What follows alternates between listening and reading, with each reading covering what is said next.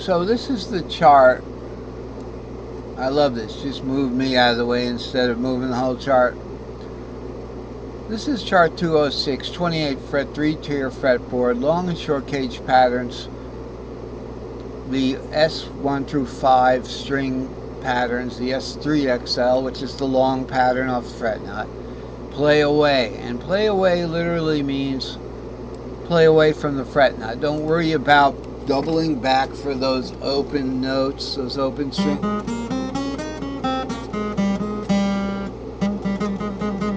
Unless you like doing that a lot. If you're comfortable with that, just take a week and practice that in your life and you'll get it somehow. But right now I can't seem to fit it into my system. I'd much rather just go right into the next cage on top. Or with the A shape,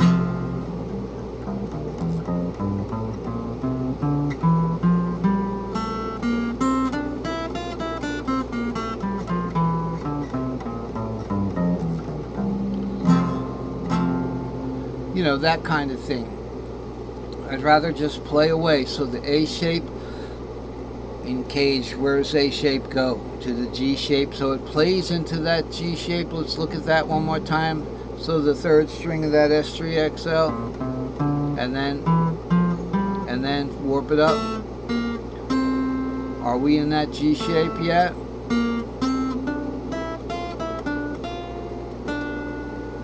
This looks like an F. Okay, so we started on what? An A-shaped F, and now look what we got. We got a G-shaped F, big old G-shaped F. We played right into that pattern from here. So I like to play away.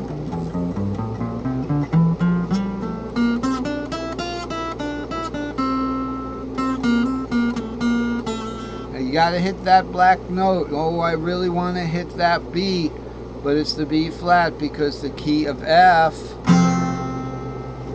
Remember, this is your A. This is my A shape open. This is your open A. Open means the fret nuts here and back of it. So to come up with this chart. What's the point of this chart? Well, we already did this before, but we could do it again. I had to fit all the cage shapes in there, and they wouldn't fit in there. See, in previous charts, let me show you. So look at this chart. In previous charts, I was able to fit the cage on the top and the bottom of the short cage boxes here. So it would be E, D, C, A, G, E, D, C, on and on. Okay?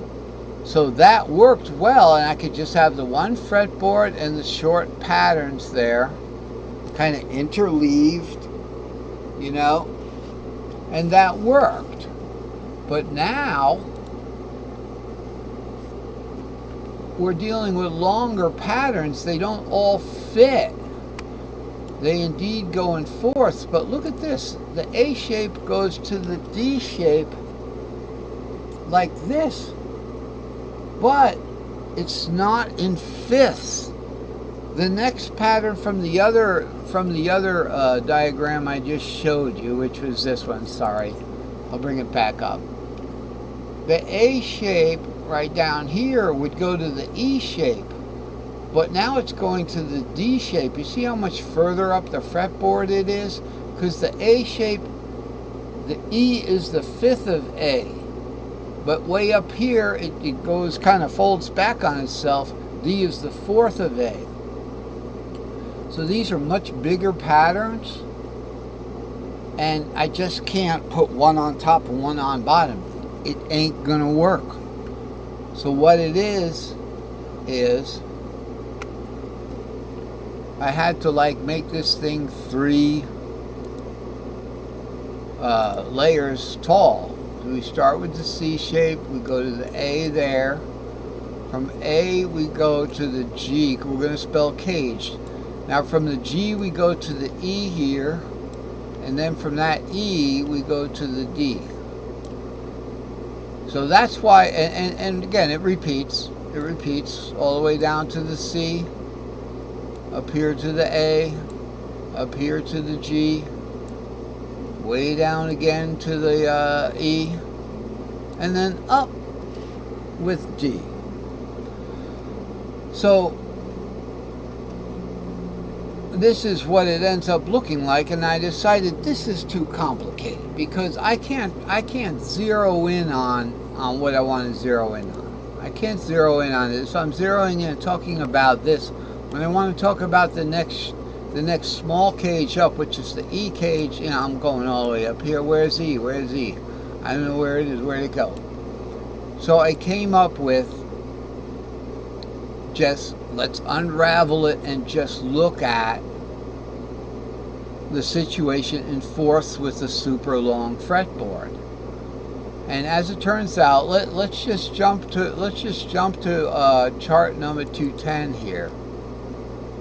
Okay, this is today's chart, and this is where it's at. And 208 is just not as good as 210, 209 rather.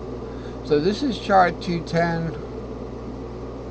Fret nut capo long pattern diatonic modal focus. That's a wish list. Getting into modal focus is a wish list. How did I get into modal focus? Because it turns out you can play a diatonic scale over any of the cage shapes within that key. Okay, so that would be the fourth shape, the fifth shape, or the first shape. And if you're going to do that, you have to have some modal focus. You have to know where you're starting from. You know, so if I'm playing like something like this, and I start just doing a little scale up here, you notice how I focused on going back to the C. That's modal focus. Instead of just wandering melody.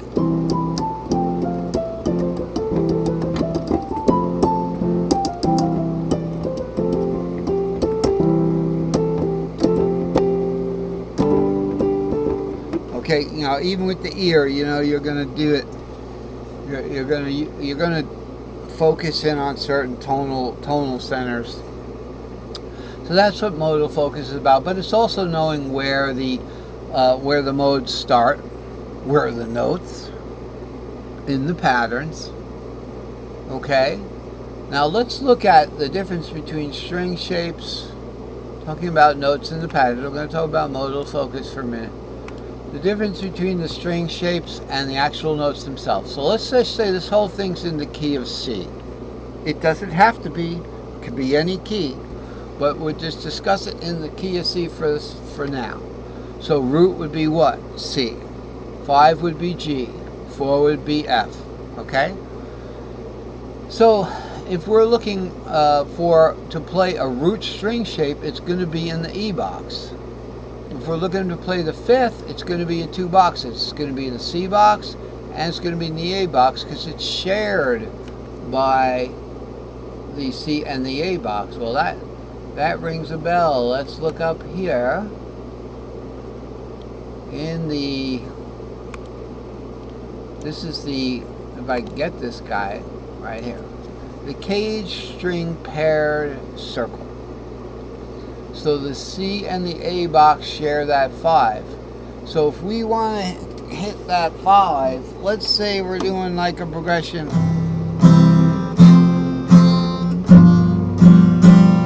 Okay, you know it's going to be a C or an A shape.